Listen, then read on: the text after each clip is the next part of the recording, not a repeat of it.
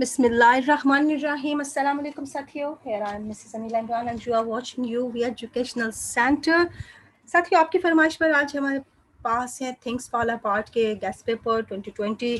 Questions वही हैं जो घूम घमा कर आ जाते हैं, यही इनके सिंबल्स होते हैं या इनके थीम्स होते हैं, या पोस्ट कॉलोनियल का एक टॉपिक है हमारे पास, वही है. बस हमने उसमें कैसे अपने क्वेश्चंस को सेट करना है आज आपको बहुत जल्दी ये बताना चाहती हूँ.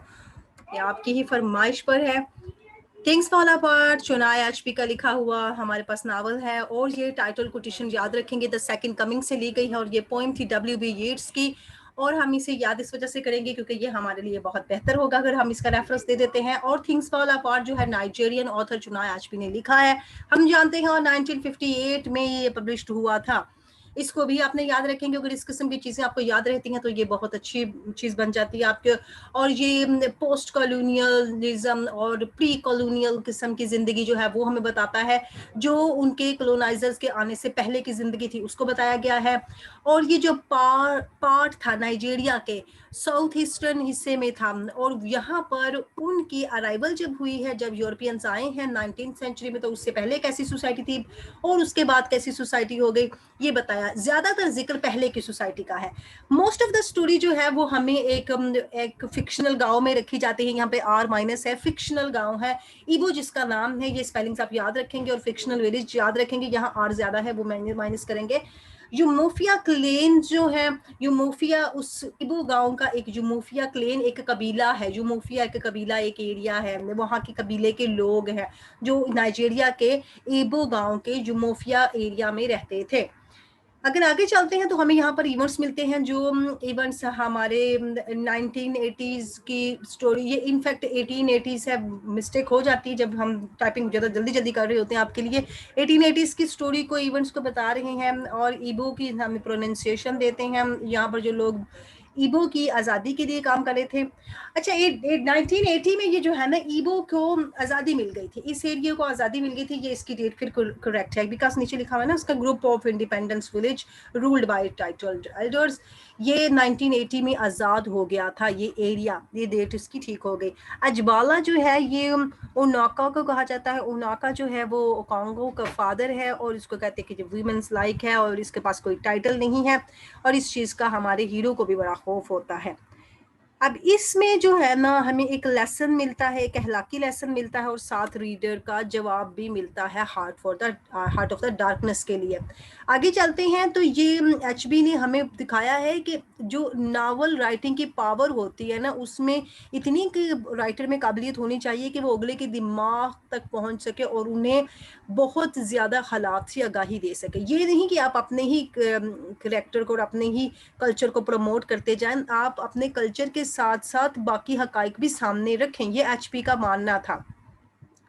एचबी ने यहाँ पर यह भी कहा कि जब मैंने देखा जनाब कि यहाँ पर नावल जो लिखा गया, ये नावल की स्टोरी के बारे में उन्होंने जब बताया, और उन्होंने अपना स्टोरी टेलर ओब्रिका को रखा, ओब्रिका ने ओकोंको की कहानी सुनाई, यानी एचबी ने अपना माउथ पीस ओब्रिका को बनाया. ओब्रिका ने सारी स्टोरी बताई और सारे कैरेक्टर्स बताए. फिर हमें एचबी से पता लगा कि एचबी अपने कल्चर के साथ कितना हमदर्द है. वो कहता है, ये मिस्टर चुनाय एचबी के अल्फाज हैं. Reading heart of the darkness for instance I realised that I was one of those savages jumping up and down on the beach. Once that kind of enlightenment comes to you, you realize that someone has to write a different story. ये उन्होंने जवाब लिखा. ये बड़ी ज़बरदस्त quotation है जो उन्होंने खुद कहा है कि किसी ने बड़ी अलग सी कहानी लिख दी है, और मुझे महसूस हुआ कि मैं भी उन सेवेजेस, उन वहशी उन गुलामों में से एक गुलाम हूँ, क्योंकि थे तो नाइजीरिया के ना, असल तो उनका वही था ना. फिर उन्होंने इस नावल को लिखा और इसको मुख्तलिफ 50 ज़ुबानों में ट्रांसलेट किया गया, और इसकी 12 मिलियन कॉपी सोल्ड हो चुकी हैं. आप जानते हैं कि ये कितना पॉपुलर रहा होगा, और अभी भी है जो हम इसे लिटरेचर में स्टडी कर रहे हैं. एचबी ने जनाब और भी बड़े बड़े काम किए हैं, जिनमें उसका है no longer at ease, arrow of gods, a man of the people, and hill of the savannah. इनके अगर स्पेलिंग्स मिस्टेक हो तो देख लीजिएगा, बिकॉज मैंने जल्दी इन पे काम करना चाहा है. और थिंग्स फॉल अपार्ट जो है ये पब्लिश्ड हुआ है 2 साल पहले नाइजीरिया की इंडिपेंडेंस के. वो भी हमने पीछे देखा 1980s, ये वही है, उससे 2 साल पहले ये पब्लिश्ड हुआ है. ईबो की तरफ चलते हैं तो ये लोग मल्टीपल गॉड्स एंड गॉडेसेस पे बिलीव रखते थे। इनका रिलीजन ये था और ये कहते थे कि भाई हमारे इंसेस्टर्स हैं वो ज़मीन पर आते हैं और जब ये चेहरा चढ़ाते हैं तो उसका चेहरा लगा के ये हमारे इंसेस्टर्स ज़मीन पर आते हैं। जब ये कोई ना वो अपना मास्क वाला एक शो करते, एक मेला लगाते थे। बहुत इंपॉर्टेंट कोट्स जो उसके लिए है वो ये है, living fire we get cold important ash. ये उस वक्त की बात है जब ओकांको अपने बेटे नायक को मारता है और फिर वो कहता है कि जनाब अब ये जो है ना, आग जब ठंडी पड़ जाती है ना तो वो राख बन जाती है। राख में उतनी ताकत नहीं होती जितनी आग में होती है, क्योंकि अगली नस्ल उसकी दीन बदल रही है, इसीलिए उसने ये कहा। A man master his own destiny, ये आप एक्स्ट्रा कोटेशन लगा सकते हैं, इंसान अपनी किस्मत खुद बनाता है। और आगे चलते हैं, एट टाइम वक्त के ऊपर, of man cannot control his own fate, इंसान अपनी किस्मत पे खुद कंट्रोल नहीं रख सकता। ये एक्स्ट्रा कुछ कोटेशंस है जो हमारे इस क्वेश्चन में सूट करती हैं। आगे देखते हैं, ओब्रिका ने कहा कि जनाब ये अंग्रेज आए, इन्होंने हमारी जिंदगियां एक ऐसे चाकू पर रख दी हैं कि हम सब उस चाकू की नोक पर तो इकट्ठे हैं, लेकिन हमारे दीन, हमारा ईमान, हमारे यकीन सब बिखर के रह चुके हैं।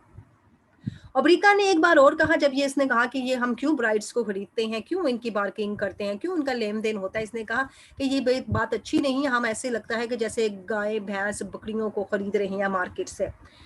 ओकोंको ने कहा कि जनाब उसका ये कोटेशन था, उसके लिए था कि उसको वीक होने का बहुत खौफ था। जब भी वो एक्मिफ्यूना को खुद मारने चला जाता है, वो कहता है कि भाई मैं वीक होने के खौफ से डरता हूँ। अगर हम देखते हैं तो ये ओकांको की कोटेशन उसके उसमें सेट होती है।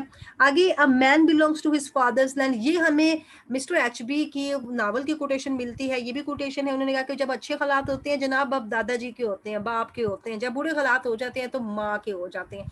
ये आपकी कोटेशंस है, कोट्स है, अगर याद रहे तो आपको फायदा देंगी। कीवर्ड्स की तरफ चलते हैं तो ची जो थे ना, इनके पर्सनल गॉड है, पर्सनल के स्पेलिंग से भी कुछ मिस्टेक्स है। ईवल फॉरेस्ट का आपने फॉरेस्ट का एफ भी कैपिटल लिखना है और ई भी कैपिटल लिखना है। बैंटा इसकी मदरलैंड थी, यूमोफिया इसका फादरलैंड था। ओकोंकोस को एग्जाइल कर दिया गया था इबोस क्लैन से, उस सोसाइटी से। और मिशनरीज जो थे वो वाइट मैन थे, जिन्होंने आके यहाँ पर अपना दीन फैलाया ओकोंको की एब्सेंस में। आयरन हॉर्स एक बाइसिकल थी, जिसे ओब्रिका ने जाकर ओकोंको को बताया कि एक दूसरे गांव में ये आयरन हॉर्स से देखी गई है और वहां पर एक व्हाइट मैन था, उन्होंने व्हाइट मैन को कत्ल कर दिया, तो गांव को पूरे को उन्होंने आग लगा के रख दी। फिर वो बाद में इनके गांव में आते हैं। डेथ ऑफ जीडो एक ऐसा सीन था जहां पर उसका एक लड़का मारा गया और वो बाइस बना ओकांको के एग्जाइल का। एग्वेगवा एक ऐसी स्पिरिट थी, एक ऐसा मेला था जिसमें ये कहते थे हमारे इंसिस्टर्स की रूह आती है और अपने मुंह के ऊपर वो बड़े बड़े मास्क चेहरे लगा लिया करते थे, लेकिन वही मास्क इन्हीं के एक बंदे ने उतार दिया तो इससे इनका झगड़ा स्टार्ट हो गया। कॉलोनियलिस्ट जो ब्रिटिश थे, जो आके उन्होंने नौबादियाती निज़ाम कायम कर दिया, इनकी दुनिया आके खराब कर दी। ब्रिटिश कमिश्नर जो थे, वो पुराना कमिश्नर जो आया था, उसने आके बड़ा अच्छा तासुर इन पे रखा। और वो कौन था? मिस्टर ब्राउन था। फर्स्ट वाइट मैन क्रिश्चियन था, क्रिश्चियन की स्पेलिंग भी रॉन्ग है, क्रिश्चियन मिशनरी था।